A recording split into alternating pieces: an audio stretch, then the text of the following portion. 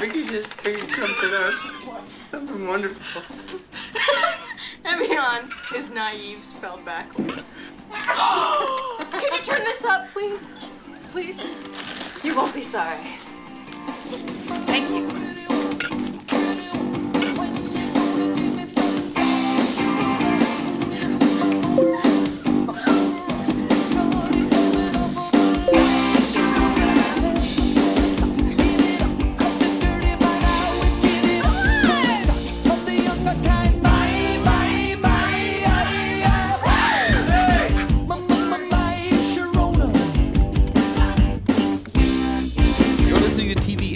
Dinner. My name is Sean. I'm sitting here with Brooks and Greg. Hey, everybody. How's it going? Tonight we will be... We're going to spend some time... Oh, yeah. You wanted to say it. It's all right. Tonight we're going to be talking about movies that define a generation.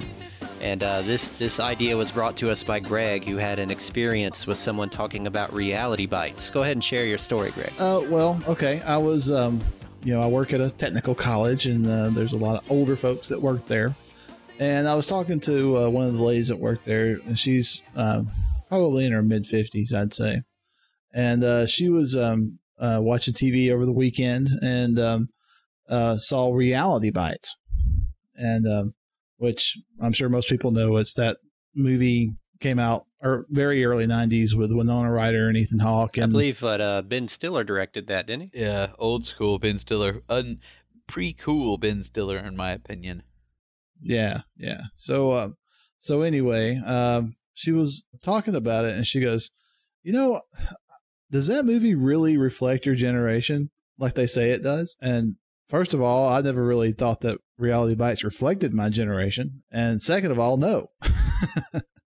Because I really don't feel like at least the kids that were in that movie at least represented the way I was behaving and acting at that time in my life. And even though I was roughly the same age as they were. Man, I could not. I mean, I did bang Winona Ryder. Yeah.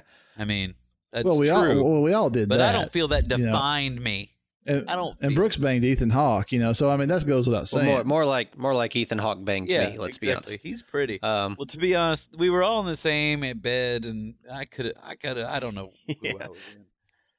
I would have banged Janine Garofalo. I probably still would. I don't know about now, but I know I used to love her. Since the Air America thing, I've sort of, I don't know.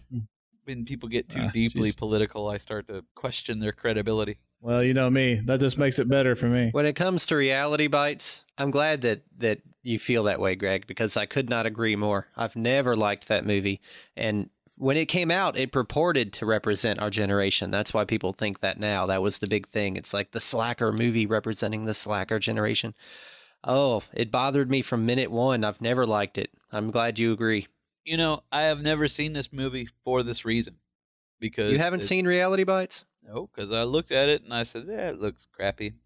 And I never watched it. And so I won't say that it is. It does have the obligatory scene where they're all in a convenience store and My Sharona comes on the radio and they're like, oh my God, turn it up. You've got to turn it up. And then they do the thing where they dance and bounce around with their hair and they're singing to a hairbrush or whatever. Well, and who hasn't? Because that's what we do. That's what our generation's all about. We're all about My Sharona. Well, I mean, what? Sharona. What got me about it was that the characters, Ethan Hawke's character. Oh my God. Well, yeah, he was just a slacker. I mean, and let's be honest. I mean, we've known some slackers in our time. Well, I'm and we a have slacker, but time. I'm not an ass, and that's the difference. Yeah, in exactly. the movie, he's an underachiever on purpose. He's working in like a convenience store, and he's constantly stealing food from it and stuff. And people say, "Why you do this?" It's like, "Oh, screw him. Who cares? Screw the man." And then what's her face? Spock's mom. Winona Ryder. Yeah. She's like valedictorian or whatever, and she ends up either having to choose between slacker Ethan and Ben Stiller's character, who's like an upstanding kind of guy with a real job and a future. Yeah, and she totally chooses Ethan. That's what was really bothered me is I like Ben Stiller. I mean, that character was, he kind of was a respectable guy. I know, but they make him out like he's the loser. That's what I didn't like in the movie. And that's the thing too, and you still see that where the straight man always gets it stuck to him.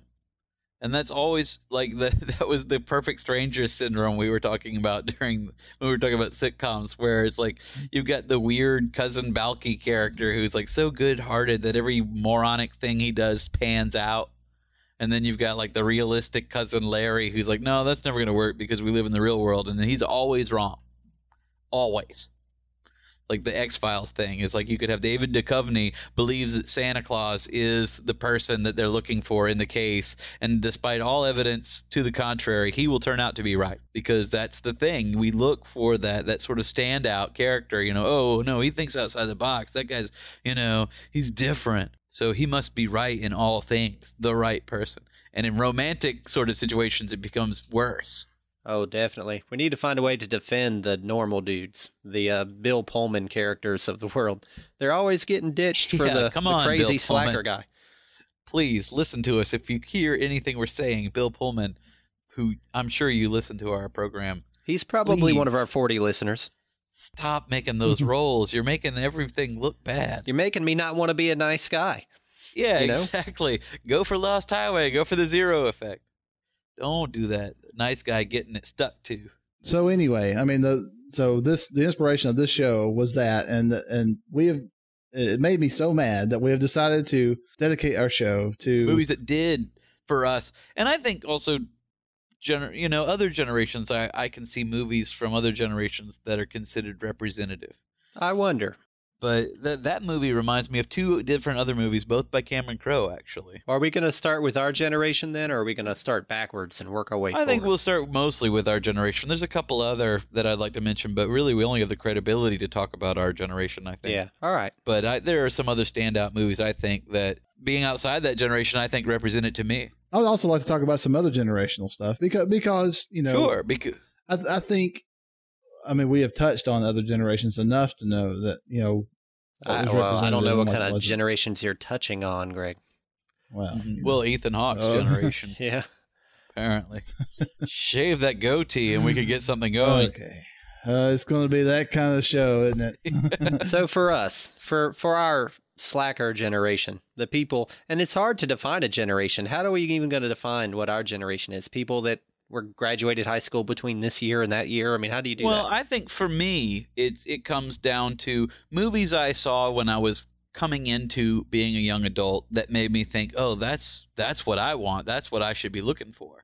And movies that, going into, being an adult and coming out of young adulthood thinking, when I look back, I think that really did say it, because that reminds me of what it was like. Like when we were talking about Kicking and Screaming, I think that defined our situation. I don't know about our whole generation, but definitely the people who were like us who, had that fun college life that we didn't want to leave behind. And we look at them now and we're like, that really speaks to me. That was us. I think of movies like that when I think of that, because I remember when I was a young man watching Singles, Cameron Crowe's movie, and thinking, wow, that'd be the cool thing. That semi-bohemian lifestyle where you have a bunch of friends all living around the same place and hanging out in each other's apartments and whatever, but you also become a respectable, like, professional kind of person. Like Campbell Scott in that movie, he was a radio DJ and he was the quote unquote cool guy in college, but then he got a job like, doing public transit kind of stuff, I feel like that was what I wanted to be, was him, thinking about that. Like, and I feel like that was always those were the milestones. That was the baseline and I was trying to fit. That movie had had another thing that is a prerequisite for a good generational movie. It had a good soundtrack. And it had a lot of pithy dialogue that really represented music of the time. I mean, you listen to it now, it sounds really dated because it's also 90s, early 90s, but that was what it sounded like at the time. But that's what makes it great. It was a movie for the 90s. In contrast to that, though, there's another Cameron Crowe movie that a lot of people like that I can't stand, called Say Anything. Say Anything? Yeah, John Cusack at what I think was sort of his worst, because it was that he was the guy who was, a slacker on purpose and like talking to the girl. Actually, I'm glad you say you don't like that movie, because I love Cameron Crowe, but that movie is probably one of my least favorite. That one's a misfire. Well, yeah. I don't identify with that guy. I was a slacker, but I never attempted to be a slacker. You know what I mean? So, being a real slacker, I think, is situational. because I always feel like I was always ambitious and wanting to do things. I was a slacker because I was always trying to do the wrong things, or I was working on too many things, or my dreams were not realistic, but I was always wanting to do something. I don't get these guys who are like, yeah, I don't really want to be a guy who buys or sells or trades or does things. It's like, that guy sounds like a moron. Yeah. Because the world is the world. You have to have a job. Well, I think have a job doesn't mean you can't have a dream. I think most true slackers don't have a lack of ambition. They have a lack of direction. And yes, I think absolutely. So I think yeah, I mean, when you see a guy like that in a movie, you don't identify with it. Matter of fact, you think he's kind of an ass. And I have you want to met slap people his like face that because he's before. dating Ione Skye, who's like the chick in that movie. And then he's a moron who does like kickboxing for no reason and has no goals of going anywhere. But like, I think I'll fall in love with your daughter and follow her around. It's like, oh, great. That sounds awesome. That's what I was looking for. And in my mind, essentially what that movie did was they tried to validate his lifestyle by I don't know, man. contrasting it with the father who was supposedly this fine, upstanding guy, but ends up being a crook. Yeah, but that doesn't work. I thought that movie was pretty aimless. That's a perfect slacker movie to me because it seems slack even in the way it's put together. I'm incredibly disappointed in that movie in that respect. You want to see something funny, though, watch Singles and look at the clothes they're wearing. It's crazy. Because at the time, I remember watching it and not noticing it.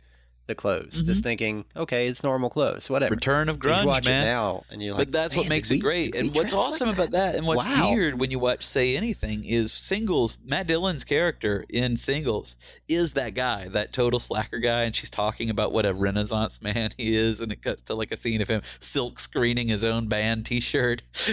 Yeah. But he's represented in that movie as being sort of a moron for that, and there's a turning point even for him where he starts to realize that he's a moron for being that way. Where they're talking about we're big in Sweden or Norway or some nonsense. Touch me, I'm Dick. They're talking about the multiple meanings of that song. It could mean I'm Dick, touch me, or there's a lot of layers.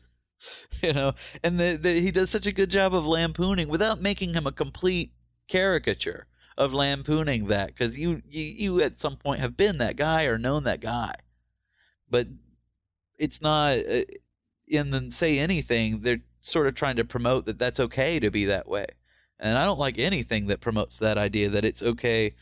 All these movies, of course, it's okay to be unconventional, and not follow the path that people tell you to, but you should be following a path. You should be trying to be something. I can't stand people who wallow in their own lack of accomplishment. And like, yeah, that's right. The anti-establishment people. Any other movies represent our generation? I can't think of any. Seriously, I can't think of any movies that I would think this is our generation. This is us. Well, there are several out there that we talked about John Hughes. Yeah. I could name every one of his early movies. Well, but that's kind of before what I would consider my generation. I don't think so. I was a teenager in the 80s, and that's when those movies... You were barely a teenager. When did 16 Candles come out? Probably mid to early 80s. And I don't feel like those movies are representative of my generation, even though I do identify with those. I mean, I liked them. I saw them as a kid, but I was a kid. You know what I mean? I was like no more than 4th grade or something when a lot of these things came out. Certainly wasn't a teenager. I didn't get teenage stuff. I think, though, that I think that, and I think, what is it? The Breakfast Club? I think people of our generation you talk to considered that to be a pivotal movie. And I don't think, you and I were probably closer to 10 or something when movies like that came out, and we didn't see them in the theater, but we saw them right after. I mean, those movies were a staple of that whole decade. Like, you couldn't watch cable or watch TV or anything without seeing those movies 50 times. Well, it's still that way. And yeah, especially the Breakfast Club in particular, but most of the John Hughes movies, I think 1985. Yeah. So we were teenagers. I was a teenager in 1985. I was 11, I think. I was 11. Yeah. And well, I was 13. I was 11. Yeah, I was a couple of years behind the Breakfast Club, but I still old man Gilbert. I can't imagine that saying that that's not my generation. The Breakfast Club. What? Oh, wait, how old was I? No, well, I guess I was a teenager. No, I was a little bit older than 11. But anyway. I guess I'm thinking more of the 90s than the 80s. Some Kind of Wonderful came out in 1987, the magic year. I was in 7th grade, you know? You were a teenager, and these were movies about teenagers. I guess. No, I definitely stand with Breakfast Club being a movie representing our generation, because even though it was probably early in our film consciousness, it spoke so much to our generation, in that those characters were feeling probably a lot of the same feelings that we were feeling, anger toward our parents, of at least, questioning the whole sanity of life at that point. Yeah, that's every generation, probably. It's teen angst. That's part of what makes that movie so effective still today, is that's more something all teenagers feel. That's not a generational thing, I don't think. I don't think it's fair to say that they don't speak for our generation, because they're universal enough to speak to every generation. Are they discounted because they don't speak just to us? I think those are the perfect movies. No, I'm just saying. And I don't think kids today are catching on to these movies like we did. I think these kids today are not, they're watching American Pie. Yeah, that's sadly their generational movie. I've heard a lot of people say that about American Pie. I was like, really? Really? Yes, that's what I'm saying. Like, American Pie is your American Graffiti? Jeez. That sucks. Your generation just got the shaft. But speaking of that generation, here's, I give them a lot of grief these days, but it would be hard to say that Kevin Smith's movies didn't speak for the time they were created.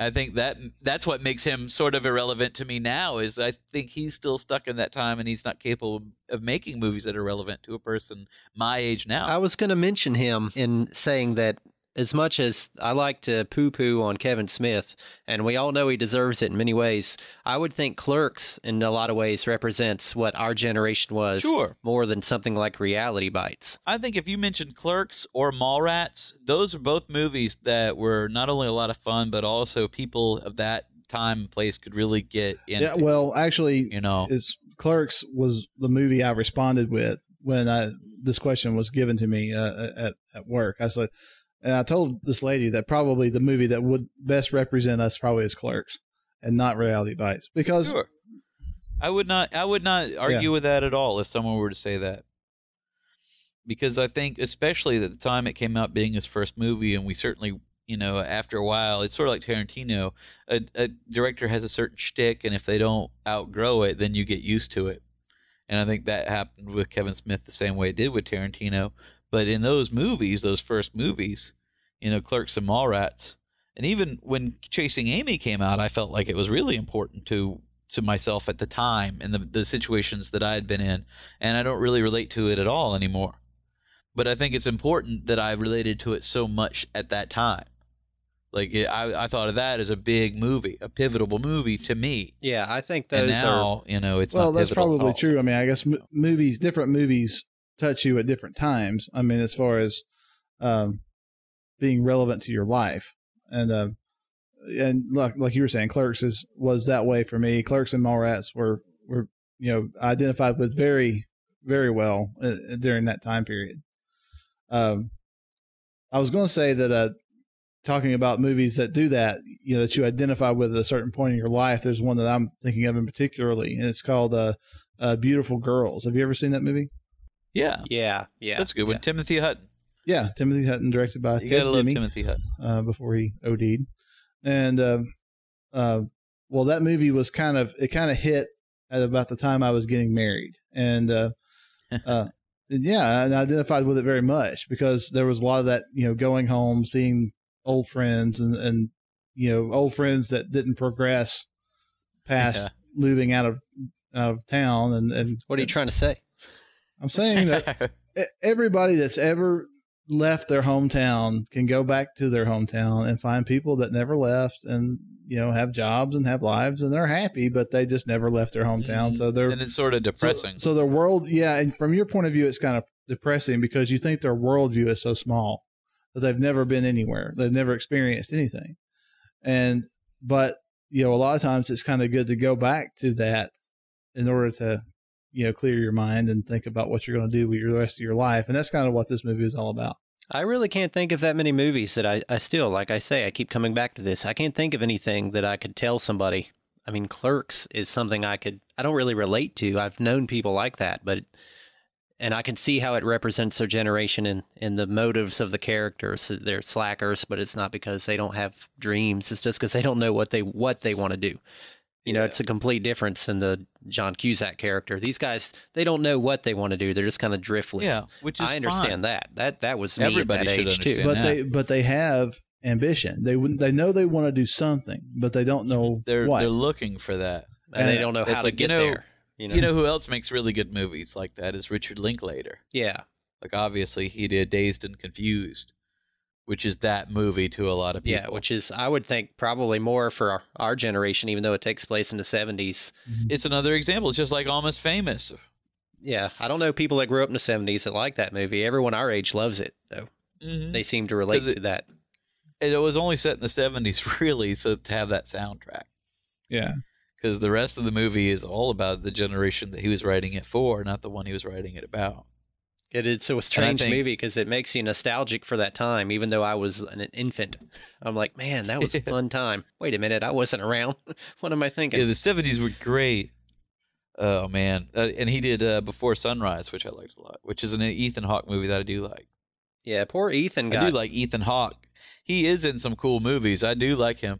But he's a pretentious guy. And he's a little skeezy looking. Down to. So he's a really good actor, and he has been in some really good movies. But he can tend to be a little pretentious, and that puts him in movies that aren't good. Just being pretentious doesn't make it good. You know, he's been in some movies that I didn't like. But I did like, Before Sunrise a lot. I liked Explorers. That was a good movie. Well, yeah. Who doesn't like Explorers?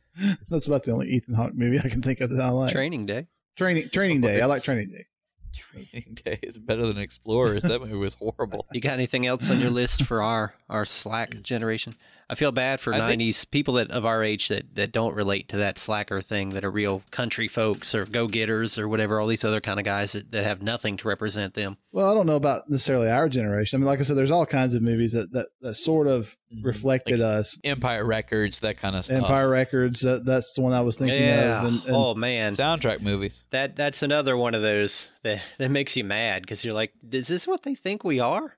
They like have a fake funeral for somebody to convince her that she's loved, and I'm like, oh my god. Yeah, exactly. Well, that movie is what's wrong with that movie is it's really fun. I like that movie a lot. It's entertaining, but it does try to, in places, pretend to be a dramatic type movie. They have like these dramatic freakouts where she's like a speed freak and she wrecks the store and runs off and all that. It's like, whatever. Yeah, it's embarrassing. That's what I was thinking when I watched the movie. So I love the movie. I mean, it's a funny movie and it is a lot of fun to watch, but it is fun how they turn around. Like they've got Liv Tyler and they're trying to make it look like, man, if only. And we had some slack jobs, no doubt. But I've never had anything like Empire Records, even when we worked at the radio station. Yeah. I mean, the back room that they hung out in was nicer than any place I've ever lived in that movie.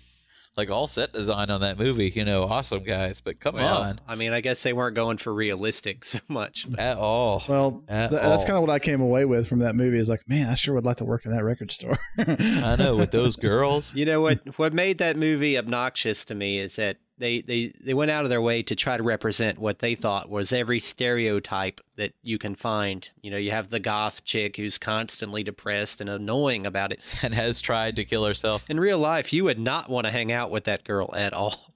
They had the little skater kid. They've got them all. They've got the pretty girl, what's her face, Liv Tyler, who's just like for no reason hanging out with all these skeezy people. The slutty chick. They got the slutty chick.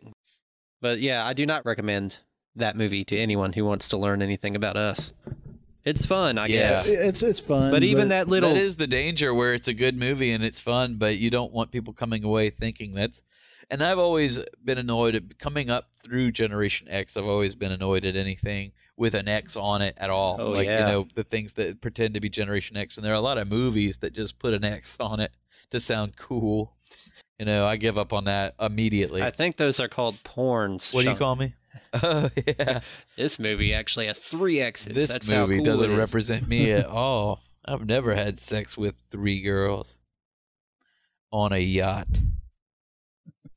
in a lake of syrup. I'd forgotten about Empire Records. It's another one of those where they made threw the soundtrack together. You got a feeling in the 90s a lot of movies were made just so they could sell a soundtrack. Oh, sure. I like that, though, because really the 90s sort of, you know, the 80s was the opposite, where they'd make this movie and then they'd write all these cheesy songs to go on it. And that's how you associate movies and music, because they went together perfectly. And in the 90s, it's like they put together the soundtrack and just wrote a movie around it. It was the opposite. But there's a lot of good soundtracks from the 90s. What was that movie that had Can't Hardly Wait? Remember that? Oh, yeah, that was a little dazed and confused. A little Diet Dazed and Confused. Oh, that was a fun little movie, but too. you know, I remember we had a party one time that I actually thought that it was like that movie. Like, I was like, wow, that was like a whole night of just like 100 people running around and all these weird things were happening and people were having fights and intrigues and little dramatic arcs going on. And then I remember thinking it was like, wow, this was like one of those movie kind of parties. Yeah, one night in particular, but yeah. You're talking about the one where I drank all the Goldschlager. Yeah, that was a whole different thing. That didn't feel like a movie at all. That sucked. That's probably like a movie for somebody else. It's where we all got drunk and almost got into fights. Well, it depends on your perspective, yeah. Well, maybe it was for me because I was the one, Oh, man. Well, I drank a pint of Goldschlager and then just completely blacked out, vomited, and started crying. That was a whole different situation, man. That whole thing was a bad trip, dude. That's more like a 60s movie. But it was like, in a way, it was like a movie style party where it was it was like we actually went to a separate venue to have it. And we had people from all over. We had like 5 bands and there were people all over the place we didn't know. We had a screening of a movie we made. And I vomited all over some glass doors and started crying in a trash can. Good. And I don't really remember. Good times. That got weird because then the next thing I know, I wake up at my house and I'm wearing different clothes. You guys are telling me how you put me in the bathtub or something. I'm like, what are you doing? Why don't you know the rules? You don't. When a guy, all you're required to do and all you should be allowed to do is make sure that a guy's not in a position to choke on his vomit. There's no nakedness for the drunk guy. That's horrible. They're just trying to teach you not to drink. The indignity should end when you pass out. After you lose consciousness. Sean, do you really want to talk about this on the air? I wasn't part of this. I just want to get that out into the public sphere in case I ever run for office one day. I was not part of this. Greg was. It went, not me. It went hey, all man, wrong. I just got you home and tried to hose you down so you wouldn't stink up the house, all right? Well, that's why you put a guy in the bathroom fully clothed. Yeah, let him hose himself off. Do you want to talk about this on the air? It was a bad scene, man. That's all I'm saying. It was a bad scene. I mean, these are almost all comedies. I wonder, is there any like dramatic movie that would represent our generation? I really don't think we're that kind of generation, man. I can think of, I guess, dramas that I liked. I thought Good Will Hunting was a good movie, but I don't think it represents me. It's just interesting because other generations, like the 60s guys, you look to something like Easy Rider, which is not a comedy at all. That's not what funny at represents them, and then you look at us and it's a bunch of goofy comedies. So I guess we're happy-go-lucky folks. But I think most of the time it's probably the comedies that resonate with us because when think about what you think about when you look back at those times, you think about the fun times, the times that you laugh. Mm-hmm. So exactly. Do people from the 60s not laugh? When you're telling stories, you don't, like just now, like when we're sitting here telling stories, we don't tell our sad stories. Yeah, I mean, we don't feel those represent us. We share the stories that, exactly. that make us laugh. There's probably a lot of crap that went on back in those days too that we hardly even remember. So I bet if you asked those people of those generations what represents them, this is why I think we should do this. I think if you asked the people of the 60s, they wouldn't say Easy Rider. Really? We say that. Like, I'm not even sure if you started asking people, like, I think of Maltese Falcon and Casablanca, and all these movies as representing that time period. Well, I think those are what the film scholars would tell you. Yeah. But the people who came up in those times probably wouldn't remember, like, not that they don't remember those movies, but they would mention the comedies of their time, the lighthearted movies of their time, because that's where they made memories too. Like, when you go out on a date with a girl, you don't take her to see Schindler's List. Interesting.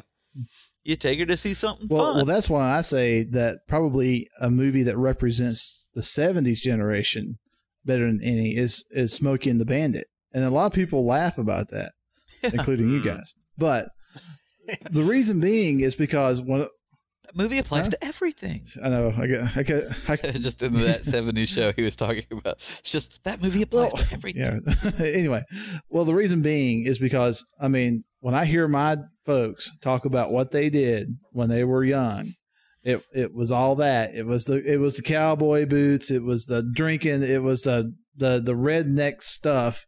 Well, let's be honest though. You come from Southern Trans Am driving folk. Yeah, you come from a little bit of a bandit. Yeah, you got a little bit of bandit blood in you. Well, maybe, but I think that might be why you got bootleggers in your ancestors. Well, you know? I do, but I think Moonrunners really represents. What's that? My parents. What's Moonrunners?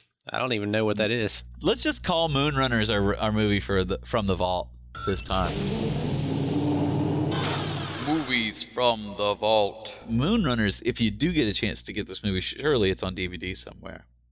But this movie was the precursor to the Dukes of Hazzard. And it actually has two cousins are the main characters.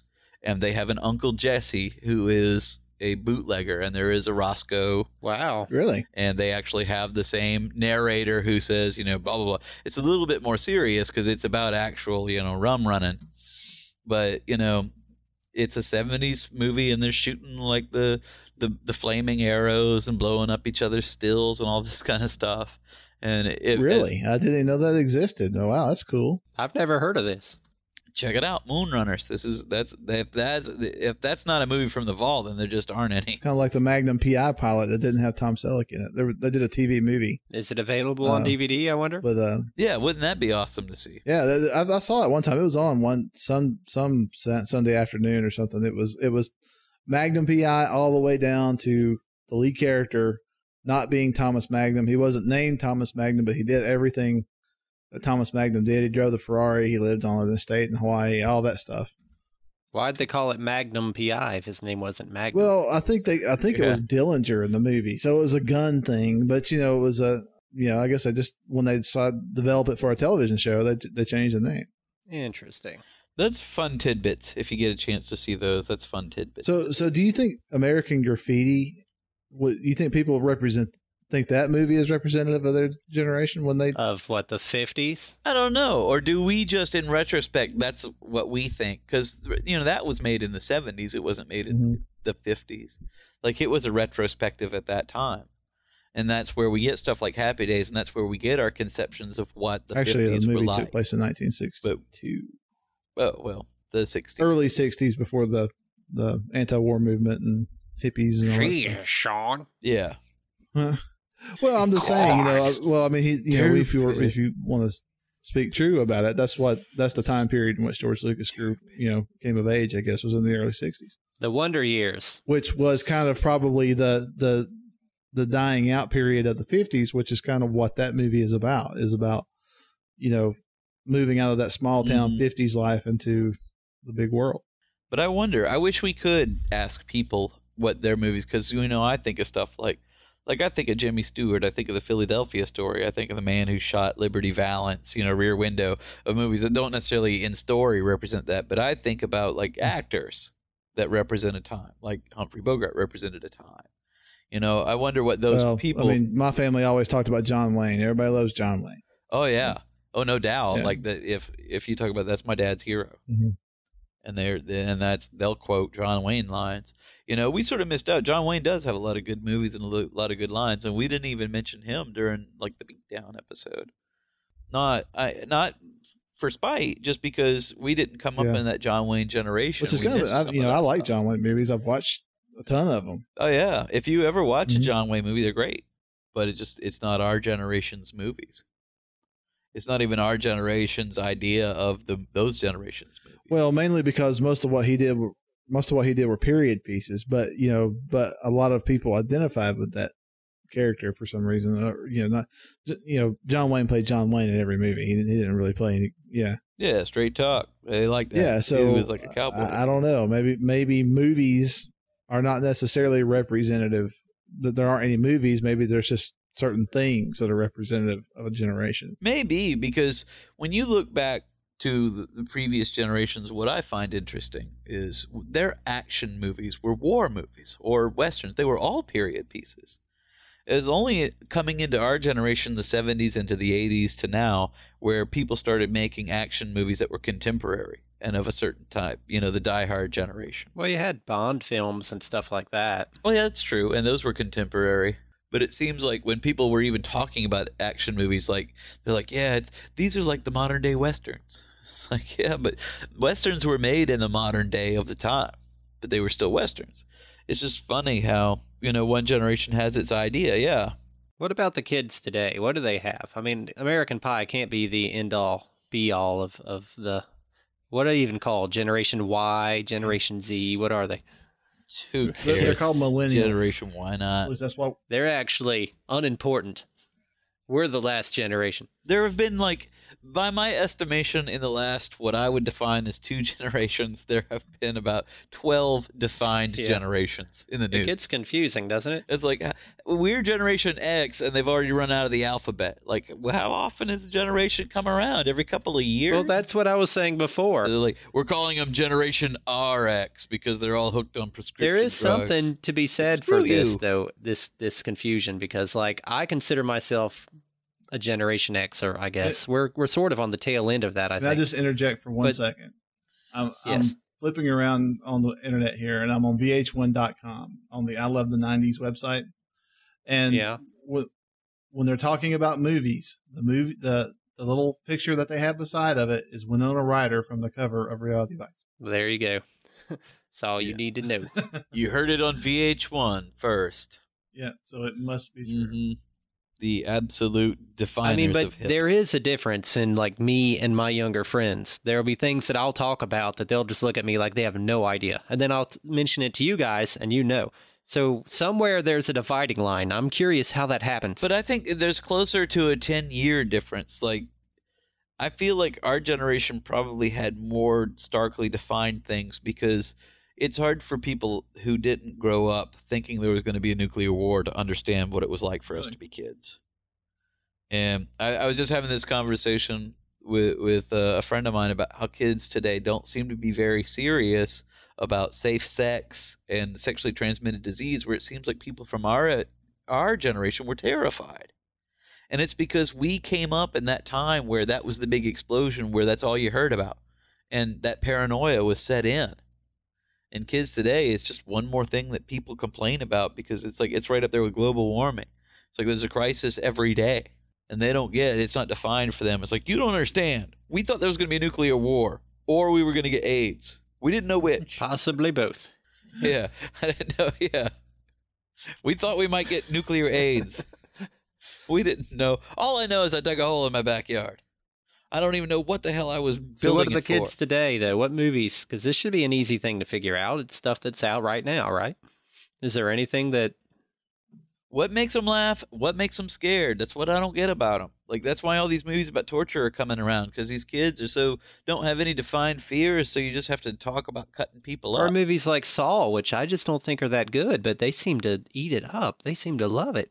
Because that's the last thing. It's like it's getting so close to snuff. It's like it's the Studio 60 thing again. It's like we're just this side of snuff, and that's all that's left after here. So that's coming. And that's what these movies are. It's like these kids who aren't really bothered by anything, you have to show them like someone getting his foot cut off to get their attention. And then they think, oh, that was a cool movie. It's like, that was horrible. All right, not only was it badly written, but it was deeply disturbing. That's not the kind of stuff I'm into. This is a pretty bleak worldview. Maybe these 90s movies are representative of us, the bleak ones. I think they're totally represent. I think so. I want to be funny and have a soundtrack to this day if I can't be funny and have a soundtrack. Because what does that mean? That's the party mentality, I think. Because that's when you go hang out, you want to go somewhere where you're entertained and there's music and people make you laugh. I think that's why comedies define us. Because who doesn't want that? If you ask these kids, they'd probably say American Pie. That's what made them laugh.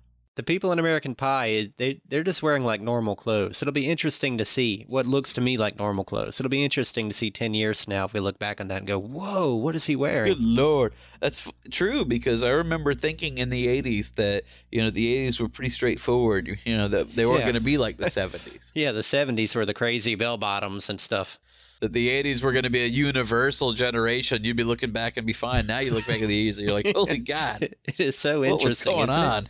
To actually live through it to the point where you're old enough now to recognize these things in your own life. You look back recognize at yourself. things that you've done and how it used to look normal to you to wear a jean jacket everywhere and stuff. And you look back now, you're like, oh, interesting. Acid washed. Oh, I see. That was a shot right at me, that one. I see. No, we all did it. You know how you always used to go around in a jeans jacket. With buttons all over it. You know what I used to wear that isn't topical to the time at all, but it still baffles me to watch, is how I always used to be wearing sweatpants. When I look back at pictures or videos of myself, I'm like, they don't even have pockets. Why was I running around like to normal places, like to school and class, wearing sweatpants? I sure the hell wasn't working out. I was wearing very brightly colored shorts. I don't know why. And yeah, well, and that's vests. the Kevin Smith thing, man. He like, wore sweatpants. Really? Didn't he? Did he wear with sweatpants? his little trench coat? I did the Kevin Smith thing. I used to wear the black baseball cap. I had long hair. I used to wear a long black overcoat. It's funny because people to this day, no matter how I dress, I still go places and people will say I look like Kevin Smith. And I don't think I look anything like him now. But it's funny because I'm like, man, you should have seen me in college if you think just that. Carry yourself that way. You'd have thought you were talking to him. You just have that Kevin Smith I aura. guess it's sad. Like I'm like walking somewhere wearing a sport coat, kind of dressed up, and people are like, "You look just like Silent Bob." Like, oh well, forget it. Then. I guess there's just no hope. Maybe it's more the attitude than the look. It's true. Well, I don't talk, and I'm always chain smoking. And you do hang out with that little drug dealer guy. Neither of those is true. Actually, none of the three. In fact, I don't smoke nearly as much as I used to, and I talk constantly. Yeah. You may be surprised. We've all noticed that. Well, if I was silent Sean in the show, it'd be kind of pointless. We should have a fourth host. I've actually been in every episode. I just didn't Let's have mention a anything to fourth say. host from now on, Silent Bill or something. Yeah. And he just won't ever He's talk. been here the whole time. So the kids today, That'll be the way. That'll be our cousin we got Oliver. nothing. We got nothing we can offer to the young people who are listening to us. Well, hell, I don't know. All I can say is what I've been saying is watch some movies that are more than 10 years old, because the only movies that seem to be coming out for your generation are remakes of movies from the previous generation. And you can save everybody some time and money if you just go to the damn video store sometimes. I wish we'd get a response from this, because I feel like we're not representing our successor generation very well. They probably have some really deep stuff that we're not even thinking about. Stuff I've not even heard of, probably. I'm so out of touch with stuff now. Hopefully. I mean, those kids got Napoleon Dynamite. Yeah, that's bad. probably what they'd say, too. I feel, oddly enough, that Napoleon Dynamite's more representative of us than when I was a kid. I know. And maybe it's just because it's timeless, but that is what my childhood was We're like. the jerk generation. Like, we came on that cusp where we take credit for every great thing that happened before us from the 70s through the 80s, and then we take credit for everything that happened after as being an homage to our time period. What can I say? We are the total middle child jerk generation because we suck it all in. You're so right. We're like a black hole. My God. I'm sitting here trying to look for movies that don't suck. That don't suck, and also that might represent the current generation, and I can't really find any. I'm looking at the top movies of the various years going from 2000 forward, and these are just top grossing movies, so that doesn't really tell you anything. Movies like Mean Girls, I think that might be one that... that's true. There's a whole bunch of that ilk that I'm not even thinking of. Let us not forget the Freddie Prinze filmography. Well, yeah. Exactly. Which covered most of his generation he spoke for. Garden State's also on this list. Oh, yeah. My young friends love that movie, too. Yeah, Garden State. And I think Garden State is one of the greatest movies made in the last 10 years. I love Garden State. Harold and Kumar Go to White Castle. Harold and Kumar. Harold and Kumar seems like a movie that's trying to be like those zany movies. And all I see is just a 90-minute ad.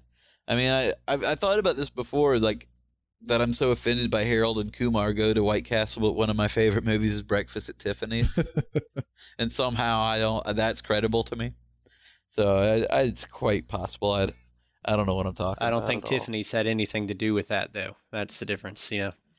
Yeah, and it feels like, because Tiffany's is, and you do have this. There were stores back in those days that were like an icon. Yeah, that's Tiffany's like is still an icon. Truman Capote book. Anyway, White Castle isn't even nationwide. Yeah. You know, White Castle doesn't even exist in the South. So it's like you made a movie title that doesn't even mean anything to a major demographic. They think you made that up. I don't know for the movie. Because I'm sitting here looking at the list. I mean, there's a few. Old School, I guess, maybe is one that I don't know. No, not really. But Superbad, they can have Superbad. That's a great movie. Well, you know, that things like really fun. Knocked Up, 40-Year-Old Virgin, those types of things. But those can't relate to those kids. Those are about people older than us, you know, especially 40-Year-Old Virgin. Yeah. Superbad is basically an American Pie type movie, so I can see that. Kids trying to get laid is always going to be an important genre, and it's always going to speak to a generation. Yeah, it'll speak to whoever's young at that time. And it'll speak to the older guys, because the chicks they cast in those movies are guys that the adults still want to have sex with, so and refuse to feel weird about it. Or is that just me? Yeah. I don't care. I said it. It's done. I don't even care. Oh, man, was that a showstopper? Are we done? Yeah, I don't know. So all you young whippersnappers out there need to email us and tell us what movies define your generation, because we can't find any. Let me go ahead and nerd this up before we check out for the evening. I'm going to say, let's have at least one nerd alert before we're done. I'm going to say, and this is not a surprise to anyone that listens to us, I'm going to say that we are the Star Wars generation. Yeah. I'm just going to go ahead and lay it out right there. And I'll say that because people obviously older than us, they liked Star Wars. You know, I'm talking about the people that were teenagers before Star Wars came out, that were 22 or whatever when Star Wars came out. They don't seem to get it. And kids today that grew up after the movies hit the theaters initially don't get it at all. They like it, you know, but they're not crazy about it like I was as a kid. They don't understand why it's awesome. Yeah. And some of them have never seen it at all. And that is absolutely true. Like, that is generation defining, because people of the generation previous to us don't recognize the supreme awesomeness of Star Wars, and the people right after us, while recognizing it's awesome, don't get why it's pivotal, like why it's important. I had a poster up at a job I had previously, and the guy that owned the place worked there. He came in and he was in his 40s, and he said, "Oh, Star Wars, I saw that in my senior year in high school. That's the first and only time I ever watched that." Like it was awful. I was like, "What, are you crazy?" Yeah. But then you do the same thing with a 21-year-old kid now. You go and you say Star Wars, like, "Oh yeah, I saw that on TBS when I was a kid or something, USA." It's like nothing to them. It's just like me seeing, or either that, or they're like, "Yeah, I saw the new ones in the theaters." Yeah. And they don't even see the difference. So I think that's a good generational definer. If you see an action figure like a stormtrooper in someone's cubicle at work, you're like, you're one of us. You understand. And if well, that's probably true. Definitely true of our generation. I think that's definitely true. And with stuff like Indiana Jones, and with Spielberg, it was Jaws and E.T. There's like a lot of big movies that came out. Not as much as Star Wars. Star Wars definitely is the definer. But, all of us, like if you take kids today and you play them E.T. or Jaws or Indiana Jones even, it's just another movie to them. So it's interesting. I don't know if there's still movies like that. I wonder if Lord of the Rings will be like that with kids now, because you don't hear anyone talk about it now. You know what I mean? It doesn't seem to have permeated the culture now that it's not in theaters anymore. Now that it's over? Yeah. But I think that's sort of something that's, I don't know, maybe that's the problem, is that this next generation is sort of spoiled in that, man, I remember Pong. I really do. I remember playing Pong. I remember when the Atari 2600 was invented. Yeah. I remember when that was the best you could do. And the things that were in the arcades were ridiculous compared to the things that I can play on my PlayStation now. Yeah. I appreciate that technology because I remember the world without it. Like, I appreciate the internet because I remember when it came around and I was like, bah, that's going to be nothing. And then I remember it becoming useful, and now I appreciate its usefulness because I remember the world without it. Computers are the same way. I remember a world without personal computers. So, in an odd way, you could almost say that Star Wars is our generation, and the internet is this new generation. They've grown up with the internet the way we grew up with Star Wars. That's probably very true. You're probably right because movies have been marginalized by a new medium, and that's maybe why we're having such a hard time thinking of a movie that defines a generation, because nowadays because maybe it's not movies. It's websites or something like YouTube or something like that that people identify with more than they do a movie. I think the closest thing for them is probably closer to saying something like a Harry Potter, because it's like it got kids reading and it had all these movies and all that. And it's huge, and it's something we don't know anything about, just like Star Wars is for people in their 40s now. It's huge. They understand it. They recognize that it's huge. They've heard of it, but they're not into it. I've said this before, but that's how Harry Potter is for me. But I really do me. think that Harry Potter is sort of a new Star Wars for those people, because I appreciate that it's good. Like, the movies are entertaining if I watch them, but I could take them or leave them, Mm-hmm. And there's people older than us that are exactly that same way about Star Wars. They're like, yeah, it's all right. Interesting. So we've settled the case. Good, we cracked that. And John Wayne was the people before us, because I don't get John Wayne. I'm watching like, it's all right, but I don't get it. You know what I mean? Don't get that it was a phenomenon. No, I do get that it was a phenomenon. I don't get it in that it doesn't speak to me. I don't see, it wouldn't have not have been a phenomenon to me. Right. You know what I mean? Of course, that's a little bit before I think we're skipping a generation between us and our parents. That's got to be. But I think that's what it says. Like, we didn't even mention Steve McQueen. You talked to my dad. It's not just John Wayne. It's Steve McQueen. Yeah, Steve McQueen, Clint Eastwood, those guys. I get Steve McQueen a little bit more. I love The Great Escape. Well, probably like Clint Eastwood was like the next generation of John Wayne, was the guy that replaced John Wayne. Which means we can look back far enough, and it's still an older movie when we watch The Outlaw Josie Wales, but it's like he's newfangled compared to John Wayne. Dirty Harry or something like that. He was a bridge, because he started out as a Western hero and became one of the modern contemporary action heroes. So he's really the bridge in those kind of movies, bringing us from Westerns to contemporary action. So I think that's why we're comfortable with him, because we recognized him from Dirty Harry. We could look back and see him in a Western, and it was familiar to us. John Wayne really was like the last of a dying breed in that way. Like, when the Westerns died out around the same time as John Wayne.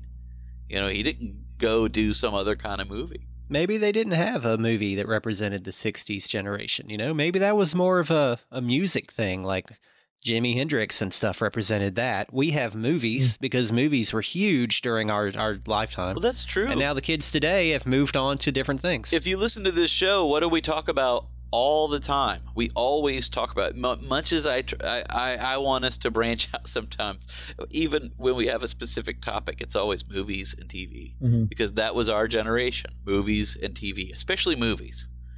And I think you're right. Maybe for the 60s into the 70s, they were a generation moved by music. They had the Beatles. And when you get into these new, like these kids today, we're not finding necessarily music for sure, or movies and TV that define them, but they're defined by, maybe that's the scary part. By MySpace. What are they? They're defined by the new media. By media that are not necessarily, I don't know, substantive. They're defined by YouTube. They're defined by their own creation, their own created media. The self-celebrity generation.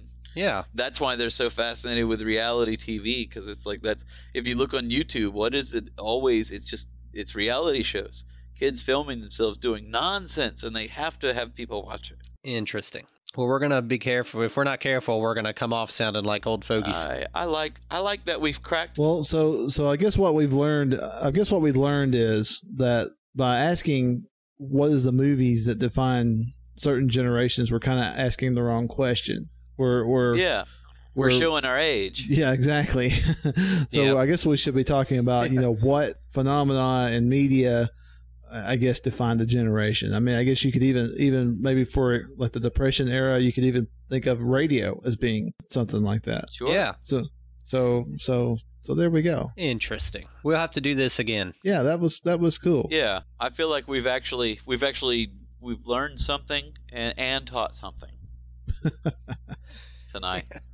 And you know what we've learned? That we can bring Star Wars into any episode seamlessly. Absolutely. And talk about it for 15 minutes. It applies to everything. And yet we still haven't done a Star Wars episode. Well, I was about to say, I think as a Christmas... I was thinking about this earlier, and I decided... I know you were about to say something the opposite of what I'm about to say. Okay, well, go ahead. But it occurred to me that we should probably never do a Star Wars episode, because every episode has, like, if you're interested in Star Wars, then you can get it in installments, because at least once per episode, we're going to step off the track. You're right. I was actually, what I was going to say is that as a Christmas present to ourselves, maybe the weekend before Christmas, we just geek out and do 100% Star Wars and just try our best to get it out of our systems for a while. Maybe we should only talk about the holiday special. That will be the rule. The topic will mean we can only discuss the Star Wars holiday special. I know. I so identify in such a scary way with that Weird Al Yankovic video. I really do. Yeah. Well, you got to understand, that's a perfect example. Like, we were so moved by that movie when it came out that when they made that TV special, I remember that as a kid when I watched it as being awesome. Yeah. I remembered it too. I vaguely remembered it, but I do remember when it. I saw it again as an adult, I realized it was not awesome at all. That is horrible. Well, made you feel bad for our parents sitting with us through that 2 hours of nonsense. It made me feel bad for that entire generation, because I realized that special is pretty representative of television and variety shows on television, especially of the time. I guess that's... And like, good Lord. What they were used to watching. It made me think, man, TV sucked back then. Good Lord. No wonder we thought this was good. Yeah. It was awful. The only exception being the Muppet Show. That's a great variety show set in that same format that you can watch today, and it's still awesome. All right, let's put it to bed. Well, if you have an opinion, write us. Feedback at TV Ate My Dinner. I get a feeling we might get some emails out of this one. I would hope for not angry emails, but I would like to see people speak up for their generation, because I think every generation should speak up for itself. So I'd like to see that. Yeah, we are certainly in no position to speak up for you. So if you have something that you'd like to share, do it. Yeah, we're clearly dropping the ball in trying to encapsulate you in any way. So if you're from another generation, please set us straight. Feedback at TV Ate My Dinner. Also check out darkcrazy.com. That's Sean's site. Check out gregstarks.com and learn a little something about Gregory. Do you go by Gregory? Is that your real name at all, or is it actually legally Greg? My name is Gregory Keith Starks. Or is it Greg? Yes. Gregory. Yeah. As we all. Interesting. But I never go by it. I mean, it's just, Gregory. I tried that for a while in college. I just come off pretentious. So I'm Greg. I'm going to start calling you GK. GK Starks. That's going to be my... And G to the K. G to the A to the S to the Tarks. If I ever write a book about a prepubescent wizard, that's what I'm going to use. GK Starks. All right. Can we have more than one nerd alert? Is that okay? I think nerd alerts have no limit. I think that probably goes without saying, Sean. We just don't always sound the alarm. Check out bellswake.com. You can also check out our sketches. Like, we do sketches. coolerthanyouproductions.com has a site with some of our old video sketches, and youtube.com/darkcrazy is our YouTube channel. That's stuff we never talk about, but in college we had a sketch comedy TV show and a sketch comedy radio show. So find out what hypocrites we are by looking at the crap we produced. Yeah. coolerthanyouproductions.com. You'll find a link to that on the Dark Crazy site, and I think on the TV Ate My Dinner site too, which is tvatemydinner.com. I think there's a link there for that. So yeah, go ahead and check it out. We've got stuff on YouTube you can watch. You could see what we looked like when we were young. And I think that's about it. You guys got anything to throw in? I think we covered it. All right. Well, we'll talk to you next week. My name's Brooks. I'm Sean. And I'm Greg. And we hope this podcast represents your generation. Peace out. Dark Crazy.